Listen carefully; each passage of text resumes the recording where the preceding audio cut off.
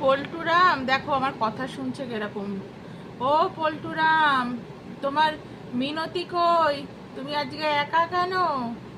হ্যাঁ, কি ব্যাপার সকাল থেকে একা একা? দেখো বন্ধুরা, আমার কথাগুলো কেমন শুনছে ও। একা কেন?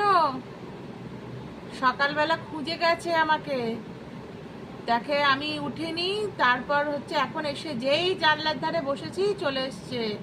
খাওয়া দাওয়া দুবারে কমপ্লিট হয়ে গেছে, ব্রেকফাস্ট হয়ে গেছে, এখন চলছে লাঞ্চ। আর ওই দেখো আমাদের ওখানে চলছে দুর্গাপুজোর প্যান্ডেলের মিটিং। পুজোর প্যান্ডেল হবে, আর আমাদের পল্টু কুমার দেখছে শুনছে চুপ করে বসে বসে। কদিন আগে একটু দুষ্টু হয়ে গেছিল, মিনতির সাথে প্রচন্ড ঝগড়া করছিল। হ্যাঁ, কি ব্যাপার, এত ঝগড়া কেন তোমার? আবার শোনে আমার কথা? কথা শুনে শোনে না, দুষ্টু ছেলে একটা।